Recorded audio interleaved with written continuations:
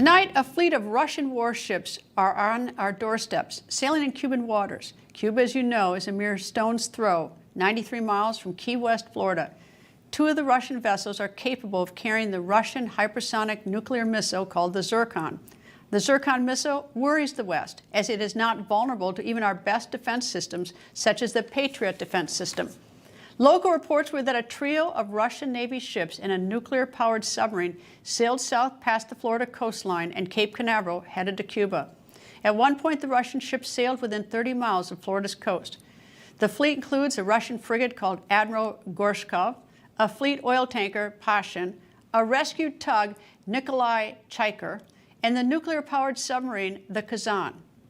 Before arriving in Cuba, the Kazan and Gorshkov conducted missile drills in the Atlantic Ocean.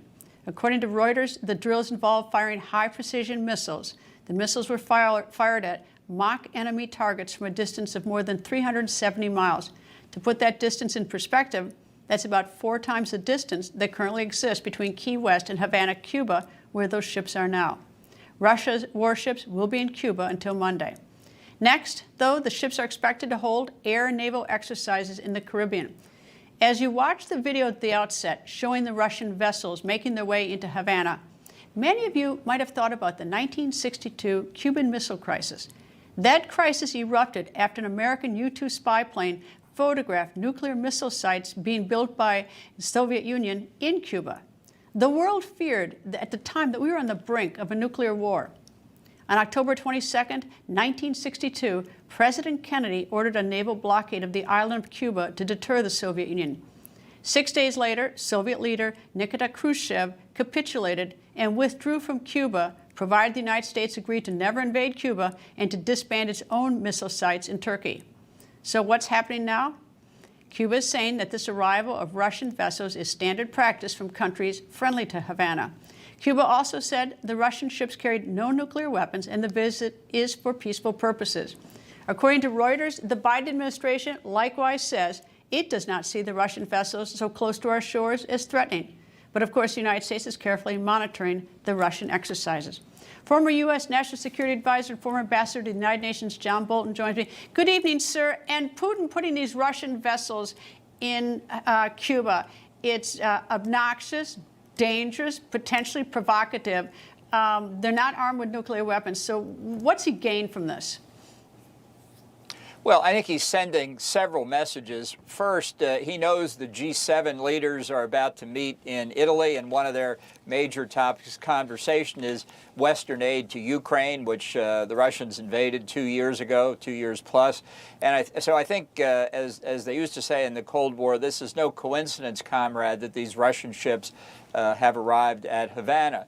And you rightly started with the history of the Cuban Missile Crisis. One of the key elements under which that crisis was ended in the agreement between Kennedy and Khrushchev was that the Russians, the Soviets then, would pull out all offensive missiles and offensive capabilities and would not again base such capabilities in Cuba. Now, they've tested that on several occasions since then, including 8 years later, again in the middle of a U.S. election in the fall of 1970 by putting a naval base together for submarines in Cuba at a place called Cienfuegos.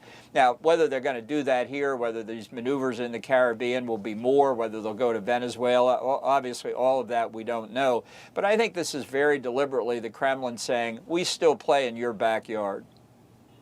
But the irony of it is, look, I get what's going on in the world and everything, and I know this is serious, but the idea to spend the money and the time and to rattle the cage or saber rattle against the United States to send these vessels over there, they're not armed with nuclear weapons. It's meant to sort of poke a stick in the eye of the United States. I mean, the idea that the time is wasted on that and the money is wasted on that, it's just at some point you'd think somebody would say enough is enough. Well, I think what the Russians are trying to do here is show weakness on the part of the United States, and that helps Putin domestically to show he's sticking up for Russia. It reminds the Europeans that the two big players here, the two nuclear powers with the most at stake in Ukraine, are Russia and the United States. And it reminds us of the risk, the continuing risk of the post-Castro regime in Cuba. And let's not forget Nicaragua and Venezuela. It'd be very interesting if these Russian ships do a little tour of the Caribbean. So, yes, it's political signaling. I mean, I don't know whether they have nuclear weapons or not. They may, and Well, they're they just say not not. saying They they say, do. Yeah. well, they say not in the Yeah, United well, in States, any event. and I mean, for what the United States, says they do not either. I mean, I don't know who's telling you the truth anymore, but go ahead.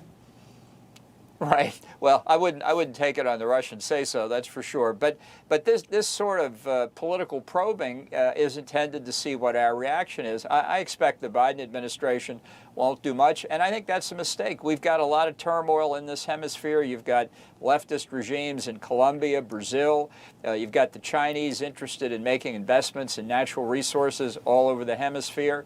And this is literally in our backyard. So I don't think the Russians at this point have the wherewithal to keep this up, but the Chinese may. And this new axis that's being formed between China and Russia, the next thing we'll see is joint Russian-Chinese naval maneuvers in the Caribbean.